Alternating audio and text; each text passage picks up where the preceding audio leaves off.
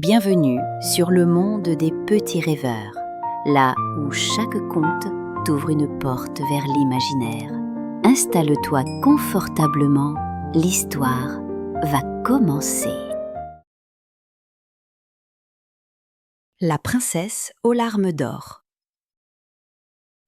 Dans les montagnes glacées se trouvait un royaume merveilleux, Crystalia. Les maisons brillaient comme du verre poli, et les forêts vibraient de 1000 sons cristallins. Au centre, un palais étincelant abritait le roi Aldéric, la reine Lysandra et leur fille, la princesse Helena. Helena était douce, généreuse et rieuse. Mais une vieille légende planait sur le royaume. Un jour naîtra une princesse dont les larmes deviendront de l'or. Ses pleurs apporteront miracle ou malheur. Un matin, Helena trouva un petit oisillon blessé. En pleurant, ses larmes tombèrent dans l'herbe et se changèrent en perles d'or étincelantes. Oh, mes larmes! Elles brillent! Le petit oiseau reprit des forces et s'envola. Mais Helena resta immobile, bouleversée par ce qui venait de se produire. Elle comprit que son destin serait bien différent de celui des autres enfants de Crystalia. Le roi et la reine supplièrent Helena de cacher son don. Ses larmes pouvaient sauver, mais aussi attirer la convoitise. Et en effet, la rumeur se répandit vite. Dans un royaume lointain, le seigneur sombre Valgar entendit parler d'une princesse dont les pleurs valaient de l'or. « Si c'est vrai, dit-il, je la ferai pleurer pour moi. » Au palais, Helena essaya d'apprendre à retenir ses émotions, mais le poids de ce secret l'écrasait parfois. Ses sourires semblaient lumineux en public, mais dans son cœur, elle tremblait de peur qu'on découvre sa vérité. Une nuit, une petite lumière entra dans la chambre d'Helena. Elle se changea en renard blanc aux yeux dorés et malicieux. « Je suis Lunor, esprit des montagnes. Tes larmes sont précieuses, princesse, mais souviens-toi, si elles naissent de l'amour, elles guériront.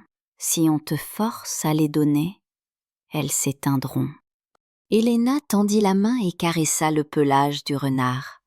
Une chaleur douce l'envahit, comme une promesse qu'elle ne serait plus jamais seule.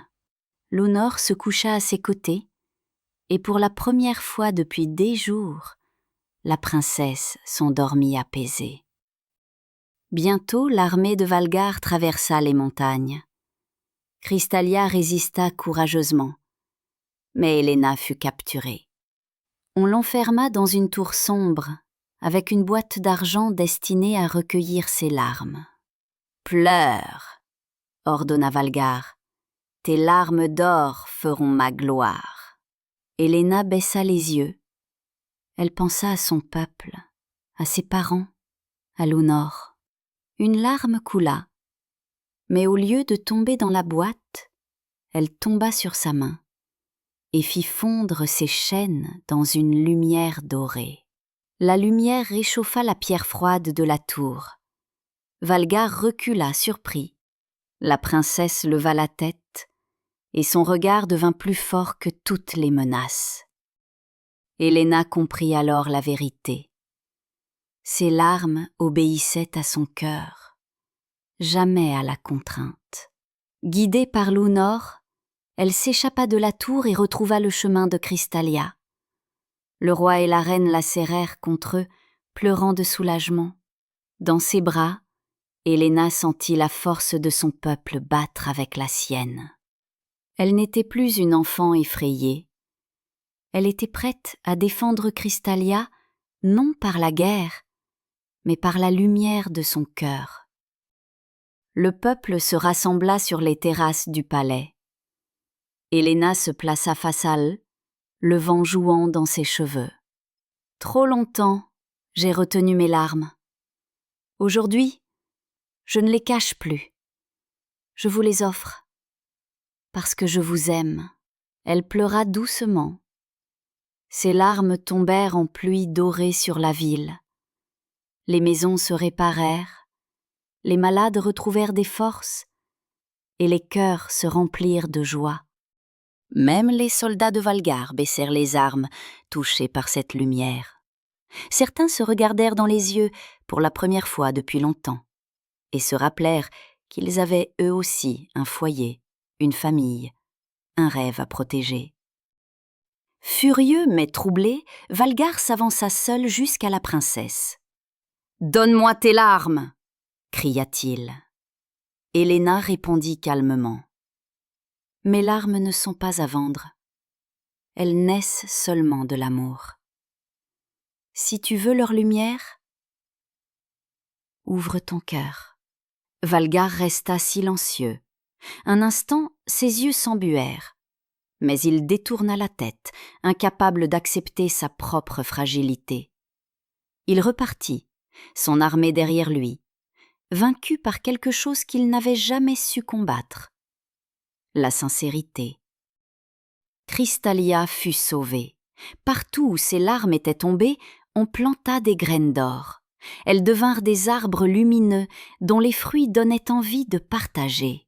Chaque soir, Héléna montait sur la terrasse et murmurait « Mes larmes sont d'or, mais c'est mon cœur qui les fait briller. » Et le royaume s'endormait paisiblement sous un ciel étoilé. Les enfants rêvaient, les familles chantaient doucement, et même la nuit semblait veiller avec tendresse. La princesse avait compris, la vraie force n'était pas dans ses larmes d'or, mais dans l'amour qui leur donnait naissance. Les émotions ne sont pas des faiblesses à cacher, ce sont des lumières à offrir. Lorsqu'elles naissent de l'amour, elles éclairent, elles relient, elles transforment. La vraie richesse n'est pas ce qu'on garde, mais ce que l'on fait pousser chez les autres. Bonne nuit, mes petits rêveurs. Vous venez d'écouter une création originale, Le Monde des Petits Rêveurs. Si tu as aimé voyager avec nous, pense à t'abonner à la chaîne, à liker, à activer la cloche pour ne rien manquer et à partager. Tu peux aussi nous laisser un petit commentaire. Et qui sait, peut-être que la prochaine aventure sera la tienne. À très vite pour une nouvelle histoire.